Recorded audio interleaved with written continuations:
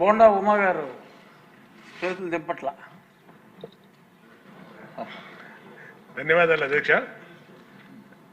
గల్లా మాధవి గారు ప్లాస్టిక్ని నిరోధించడంలో ఆయన ఆలోచనలు కానీ ప్రభుత్వ ఆలోచనలు కానీ చక్కగా ఉన్నాయి అధ్యక్ష. దానికేమీ ఎక్కడా మాకు ఎటువంటి డౌట్ లేదు అధ్యక్ష.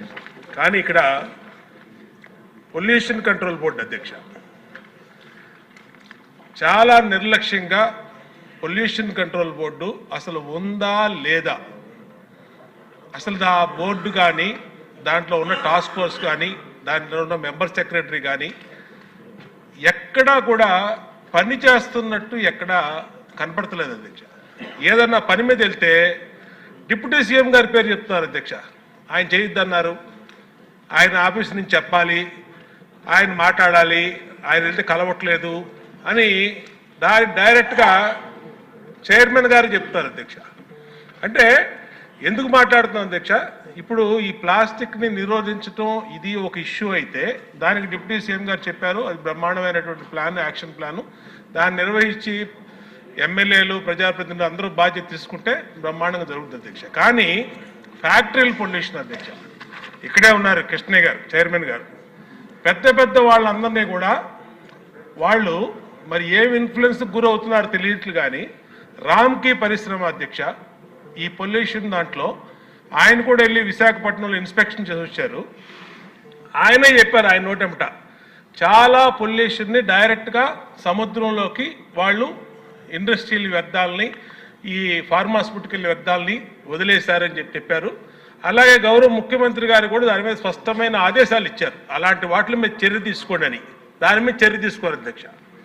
ఏంటంటే మరి ఏం కాంటాక్ట్స్ ఉన్నాయో ఏమి ఇన్ఫ్లుయెన్స్ జరుగుతుందో మాకైతే తెలియదు అధ్యక్ష. అయితే అయోధ్య రామిరెడ్డి వైసీపీ ఎంపీ అధ్యక్ష ఆయన, కాబట్టి మరి ఆయన లెవెల్లో ఏమి ఇన్ఫ్లుయెన్స్ చేస్తున్నారో ఈయన్ని తెలియదు అధ్యక్ష కృష్ణయ్య గారిని.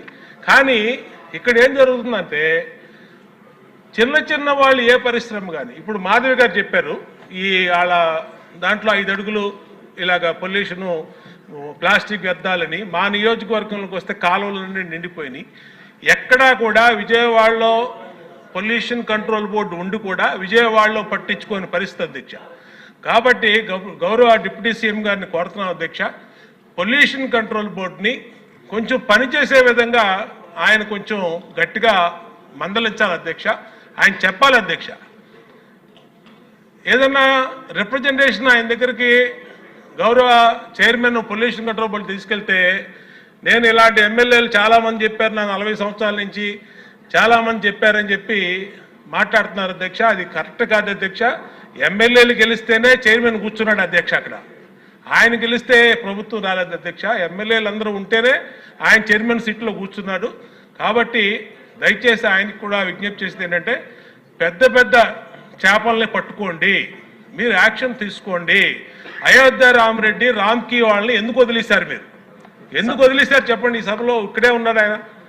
అది చెప్పకుండా చిన్న చిన్న వాటికి 100 కారణాలు చెప్పి ఎక్కడో ఎన్జిటి వాళ్ళు ఒప్పుకోలేదని, లేదా డిప్యూటీ సీఎం గారు ఒప్పుకోలేదని వాళ్ళ పేర్లు ఉపయోగిస్తారు. అది ఈ సబ్జెక్ట్ ప్లాస్టిక్ అయినా సభలో లేని వాళ్ళ పేర్ల గురించి మాట్లాడటం కూడా కరెక్ట్.